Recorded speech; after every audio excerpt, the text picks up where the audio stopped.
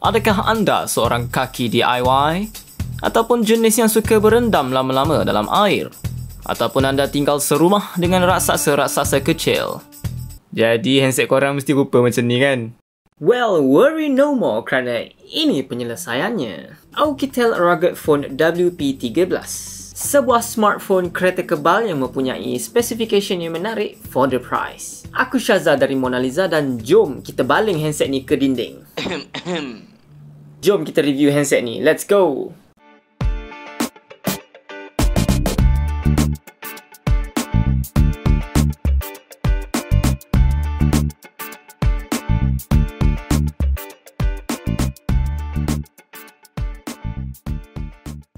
Apa cerah dapat handset tahan lasak ni sponsored by Banggood. Dan dia pass handset ni kepada aku untuk aku test.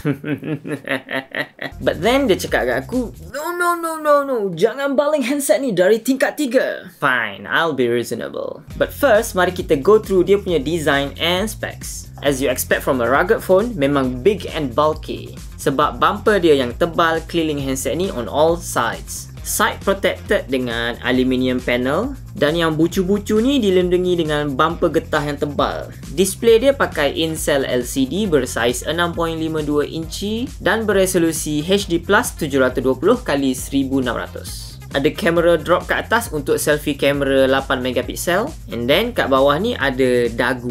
Bahagian kanan handset ada volume rocker. And then di bawah dia ada satu power button merangkap fingerprint sensor. And then bahagian kiri handset pula ada satu multifunction button beraksen merah. Di bahagian belakang pula ada 3 biji kamera. Main kamera adalah 48 megapiksel. Second kamera adalah macro. Dan third camera adalah depth of field camera untuk virtual bokeh. And then dekat bahagian bawah ni pula adalah satu infrared contactless thermometer. And finally all the way down ada satu loop besi untuk korang ikat paracord ke, lanyard ke, ikatan perkahwinan ke. Handset ni juga agak berat, around 2 kali ganda berat daripada smartphone yang biasa dipakai. Tapi overall design dia actually quite nice untuk rugged phone. Tak adalah macam kereta kebal sangat. Still dapat stylish dengan design cues yang menarik. Okay, muka dah handsome tapi hati siapa yang tahu kan? So let's talk about specs. MediaTek Dimensity 700 octa-core processor, 8GB RAM, 128GB internal memory, 5280 mAh battery, dual 5G SIM tray with SD card slot, Type-C port dan tak ada 3.5mm audio port. Impressive number aside, what about real life performance? For that, let's do my favorite test, the Liyue test. Walaupun graphic setting dia duduk dekat lowest, the frame rate is pretty nice. Cuma kadang-kadang ada stuttering sikit, which is pretty normal lah untuk handset bukan flagship. Jadi kalau dekat bandar Liyue tadi pun tak sangkut-sangkut, safe to say game-game lain pun okey lah. Boleh run no problem, cuma graphics tu jangan expect tinggi-tinggi sangat lah. Overall user experience dia is quite good.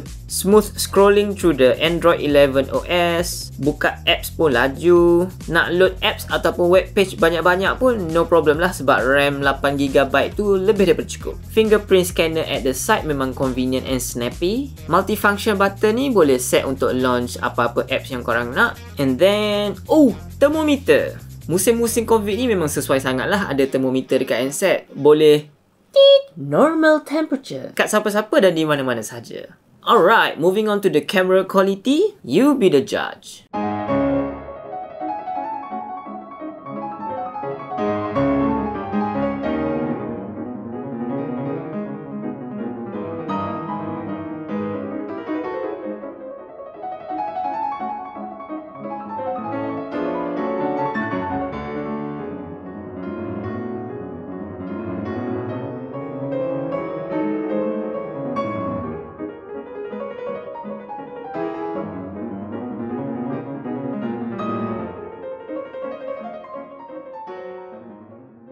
That's enough David Attenborough and let's do some Michael Bay stuff.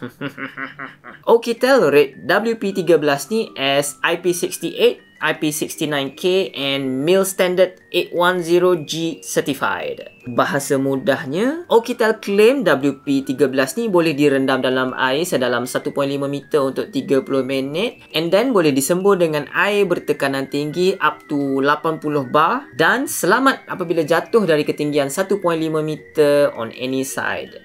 confident je. Mari aku test.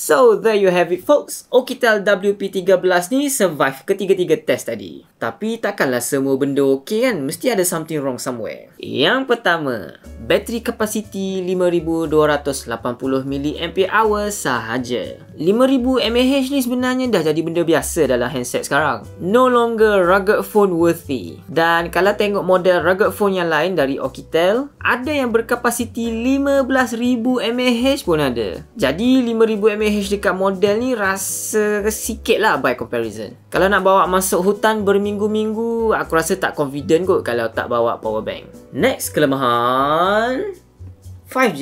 Selalunya geng-geng yang suka pakai rugged phone ni akan bawa handset ni ke tempat-tempat yang terpencil, macam pergi camping ke, offshore ke, outpost ke. So, dalam hutan, dalam lautan, dekat lautan, mana ada 5G woi? Jap. Lupa pula kita duduk Malaysia kan.